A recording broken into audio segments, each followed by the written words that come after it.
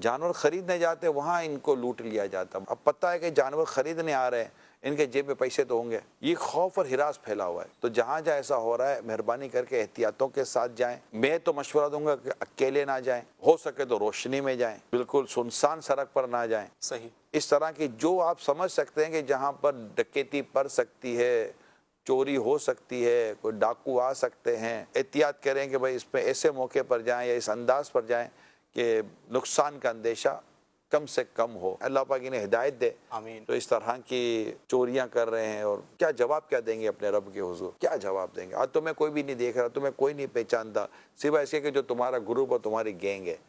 لیکن کل بروز قیامت جب تم اپنے رب کے حضور حاضر ہوگے اور جس پر تم نے ظلم کیا ہے, جب یہ اپنا بدلہ لے گا, اللہ پاک کی بارگاہ میں فریاد کرے گا. اور اللہ تو جانتا ہے کہ کس نے اس پر ظلم کیا, کس نے اس کے مال میں ظلم کیا, اس کی جان میں ظلم کیا, اس کی عزت میں ظلم کیا. اس وقت اپنے رب کے حضور کیا جواب دو گے آپ؟ یہ لوٹا ہوا مال, یہ ظلم کے حاصل کیا ہوا مال, یہ چوری کیا ہوا مال, یہ ڈکیتی کے ساتھ حاصل کیا ہوا مال, یہ موبائل, یہ گاڑیاں, یہ موٹر سائیکل, یہ زیورات, یہ جویلری, یہ فلاں تو فلاں تو فلاں. میں آپ سے پوچھتا ہوں یہ مال آپ کو کیا کام آئے گا؟ کیا آپ کو مرنا نہیں ہے؟ اور اسی لوٹنے میں کیا لوگ نہیں مر جاتے؟ لوگ مار مار کے نہیں مار دیتے؟ ذرا سوچیے تو صحیح.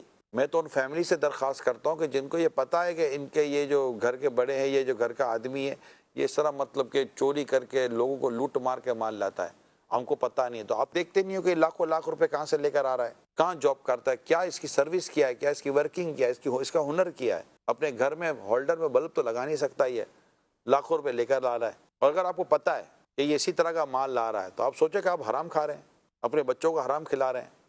اور پھر بددعائیں, جس کو آپ نے لوٹا وہ آپ کو جانتا نہیں ہے, اس نے اپنے رب کے حضور ایک ہاتھ اٹھا کے دعا کرنی ہے, مولا جس نے مجھے لوٹا ہے نا اس کے ساتھ تو یوں یوں فرما دے. مظلوم کی دعا کے قبول ہونے میں کوئی رکاوٹ نہیں ہے. اور جس کی بارگاہ میں اس نے فریاد کی ہے, درخواست کی ہے کہ مولا تو سے بدلہ لے, اور اللہ جانتا ہے کس نے اس کے اوپر ظلم کیا.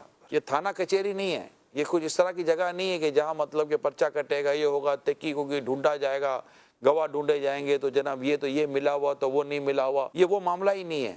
اس مظلوم نے اپنے رب کے حضور عرض کرنی ہے, یا اللہ جس نے مجھے لوٹا, جس نے مجھ پر ظلم کیا, جس نے مجھ پر زیادتی کی, جس نے میرے مال کو لوٹا, میری اولاد کو نقصان پہنچایا, میرے گھر کو نقصان پہنچایا ہے, مولا میں اس کو نہیں جانتا مگر تجھے علم ہے کہ مولا وہ کون ہے. اب سوچئے کہ اب اس ظالم کا انجام کیا ہوگا. ذرا سوچا اس ظالم نے, اچھا وہ جانتا نہیں ہے, وہ جانتا ہے مگر کچھ کر نہیں سکتا. یہ طاقتور بہت ہے, اس کی اپروچ بہت ہے, اس کی سورس بہت ہے, اس کا بیک گراؤنڈ مضبوط ہے. میں کمزور آدمی ہوں, میں کچھ نہیں کر سکتا, مگر وہ اپنے رب کے حضور دعا تو کرے گا, مولا میں کچھ نہیں کر سکتا, میں کمزور ہوں, مولا تو طاقت والا ہے, تو قدرت والا ہے. اس ظالم سے بچا اور اس ظالم کو اس کے انجام تک پہنچا. مظلوم کی دعا قبول ہوتی ہے. میں ان ظالموں سے کہتا ہوں, کرو گے کیا آپ دنیا میں اور آخرت میں, قبر میں کیا کریں گے آپ, جو یہ اس طرح کا ظلم کا بازار گرم کر کے بیٹھے ہیں. لوگوں کی کبھی جان میں ظلم کرتے ہیں, کبھی مال میں ظلم کرتے ہیں, کبھی اس کی عزت میں ظلم کرتے ہیں. کو ہو کیا گیا ہے؟ حقوق العباد کو سمجھیں. جب تک وہ بندہ معاف نہیں کرے گا جس پر ظلم کیا گیا ہے, اللہ پاک معاف نہیں فرماتا. اس بندے سے معافی مانگنی ضروری ہے. اگر یہی ظلم اللہ نہ کرے, اگر ایمان برباد کر بیٹھا اسی ظلم کی وجہ سے, وہ کیا کرے گا؟ اور جو ایمان برباد کر کے دنیا سے گیا وہ تو ہمیشہ ہمیشہ کے لیے جہنم میں جلے گا.